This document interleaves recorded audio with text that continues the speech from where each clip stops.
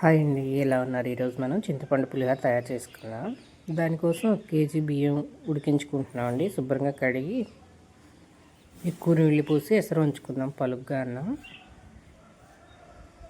KG రైస్కి చెప్తున్నానండి కొలతలు. కేజీ రైస్కి 1/2 కేజీ చింతపండు వేడి నీళ్ళు నానబెట్టుకుని, అది వీడియో క్లిప్ మిస్ అయిందండి.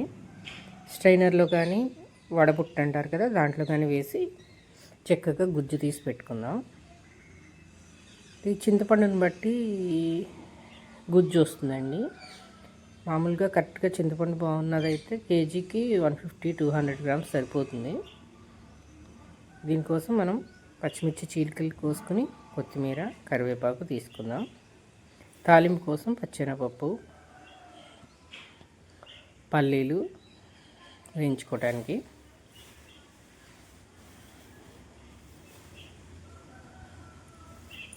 బాండీ పెట్టుకుని ఆయిల్ వేడి చేసుకుందాం. ఆయిల్ వేడైన తర్వాత తాలింపు వేసుకుందాం. దానికోసం ఆవాలు తీసుకుందాం. ఇదిగోండి పలుగ్గా ఉడికించుకున్న రైసు, పసుపు,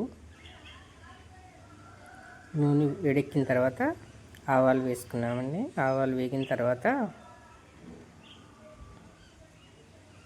పచ్చెనపప్పు వేసుకుందాం. వేసుకుని బాగా ఎర్రగా వేయించుకుందాం. తర్వాత కొంచెం పల్లీలు వేసుకోండి.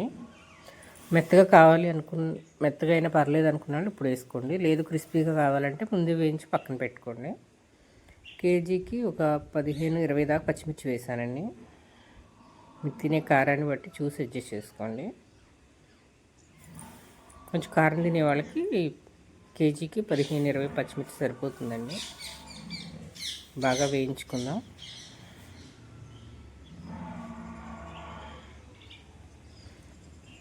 ఈ పులిహోర చేయటం రాని వాళ్ళకి కూడా ఈజీగా చేసుకోవచ్చండి. కేజీకి 200 గ్రామ్స్ చింతపండు, మంచిదైతే 200 గ్రామ్స్ చింతపండు నానబెట్టుకుని సరిపోతుందండి. కొంచెం గుజ్జు తక్కువ ఉంది, తొక్క ఎక్కువ ఉంది అనుకున్న వాళ్ళు 1/2 కేజీ నానబెట్టుకోండి. గుజ్జు తీసుకుని కరివేపాకు కూడా వేసి ఫ్రై చేసుకున్నాం కదా, పసుపు వేసాను. ఇందులో కొంచెం చింతపండు గుజ్జు వేసేసి తాలింపులో రైస్లో కలుపుకుందాం. దీనికోసం ఒక 20 గ్రాములు ఉప్పు వేసామండి. వేసి మొత్తం రైస్లో కలుపుతున్నాం. చింతపండు, తాలింపు అన్నీ వేసి వేడి మీదే కలిపేసేయండి. ఆరిపోతే మళ్ళీ రైస్కి చింతపండు పట్టదు.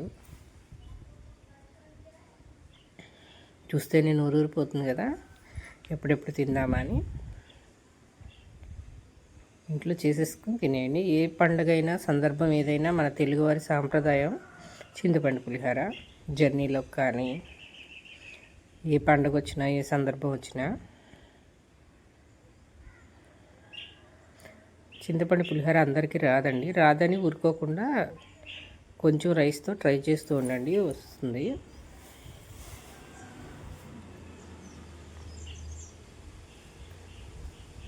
పైన కొత్తిమీర కలుపుకోవడం. ఒకసారి ఉప్పు చెక్ చేసుకోండి, చాలిపోతే ఇంకొంచెం వేసుకుందాం.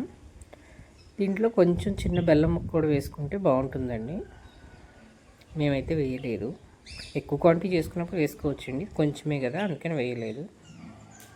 ఒకసారి చేసుకుని తిని ఎలా వచ్చిందో తిని చూసి నచ్చితే లైక్ చేయండి, షేర్ చేయండి, సబ్స్క్రైబ్ చేసుకోండి. ఒకసారి ఇంట్లో చేసుకుని తినండి కొత్త వాళ్ళు. Thank you.